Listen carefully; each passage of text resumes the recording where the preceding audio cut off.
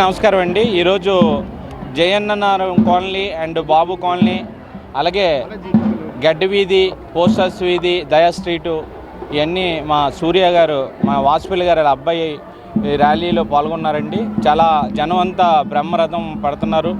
ఎవరిని అడిగినా మీరు చెప్పవసరం లేదండి, మీరు ఫ్యాన్కి వేస్తామని ఆల్రెడీ ఫిక్స్ అయ్యి ఉన్నారు. కన్ఫామ్గా ఈ వార్డు వారు వన్ సైడ్ అవుతుంది. ఖచ్చితంగా అందరూ కూడా వాసుపల్లి గారు చేసిన అభివృద్ధి, జగన్మోహన్ రెడ్డి గారు చేసిన సంక్షేమ పథకాలు కంపల్సరీగా మాకు ఓటు రూపంలో వస్తాయని మాకు బాగా నమ్మకం ఉంది. ప్రజలు కూడా ఆ విధంగా మాకు ఆరతలు ఇచ్చి ఈరోజు మేము కంపల్సరీగా ఫ్యాన్ గుర్తుకే ఓటేస్తాం. ఝాన్సీ గారిని, వాసుపల్లి గారిని మేము గెలిపించి జగన్మోహన్ రెడ్డి గారికి గిఫ్ట్కి ఇస్తాం. మామూలు మెజార్టీ కాదు, 30+ ఇస్తామని చెప్పి అందరూ చెప్పడం మాకు ఎంతో ఆనందంగా ఉంది. మా వార్డు అయితే వన్ సైడే 4,000 నుంచి 4,500 వరకు మేము మెజార్టీ తీసుకొస్తాం.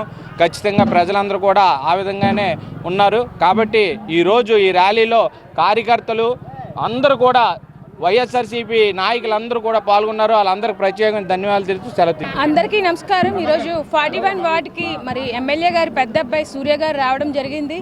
అలాగే బాబు కాలనీ, జయన్నారం కాలనీ మేము ర్యాలీ తీయడం జరుగుతూ ఉంది. మరి ప్రతి ఒక్కరూ కూడా ఎంతో సంతోషంగా ఆహ్వానం పలుకుతూ ఉన్నారు. మరి దీన్ని బట్టే తెలుస్తుంది వాసుపల్లి గారికి ఎంత మెజారిటీ వస్తుందో అని. మరి ఒక ఎమ్మెల్యే అంటే ఒక 10 years ఆయనకి ఎక్స్పీరియన్స్ ఉంది.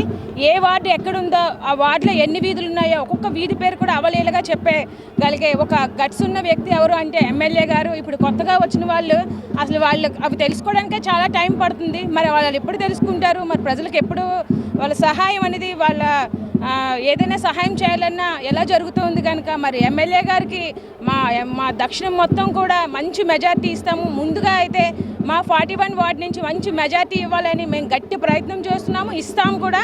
ఆయనకి మాట ఇస్తూ మరి వాళ్ళ అబ్బాయికి మేము మాట ఇస్తున్నాము. ధన్యవాదాలు. డెఫినెట్లీ మంచి మెజార్టీతో విన్ అవుతామండి మేము. ఇది ఎందుకు నేను ఇంత గన్ షాట్గా చెప్పగలుగుతున్నానంటే, నేను ఇక్కడికి రావడం కూడా ఏదో వీళ్ళని ఓటు అడగడానికి దీనికి రాలేదండి. వీళ్ళందరూ ఆశీస్సులు తీసుకుందామని మాత్రమే వచ్చాను నేను. ఇక్కడ వాళ్ళందరూ నేను అక్కడికి వెళ్ళగానే వాళ్ళంతట వాళ్ళే వచ్చి, అమ్మ నువ్వు అస్సలు బెంగ పెట్టుకోక, అసలు ఏమీ ఆలోచించక, నాన్నగారే వస్తారు. నాకు వాళ్ళ ఇంట్లో జరిగిన ప్రతిదీ చెప్తున్నారనమాట. మా నాన్నగారు మా నాన్నకి బాగాలేకపోతే వచ్చారు, డబ్బులు ఇచ్చారు. మొన్న మాకు ఇల్లు ఇచ్చింది జగన్ గారు, మాకు ఇన్ని చేశారు. అది మా బాధ్యత. మేము వాళ్ళకి ఓటేయడం, మాకు నీతి ఉంది, న్యాయం ఉంది, మేము జగన్ గారికే వేస్తాం. మేము అందుకున్నాం. మా ఇల్లులో ఏ కష్టం వచ్చినా సరే మేము తీర్చుకునే స్టేట్లో మేము ఉన్నాం. ఇప్పుడు అది వాసుపల్లి గణేష్ కుమార్ గారు చేసిన ఘనత.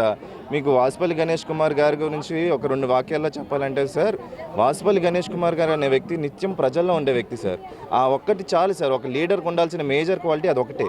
ఆ క్వాలిటీ నాన్నగారిలో ఉండడం వల్ల మీరు ప్రజా దర్బార్ అని చెప్పేసి నిత్యం జనాల్లో ఉంటారు సార్. ఆయన సొంత నిధులు కేటాయించి జనాల్లోకి వెళ్ళి వాళ్ళ సమస్యలు తెలుసుకొని వాళ్ళకి ఇస్తుంటారు సార్.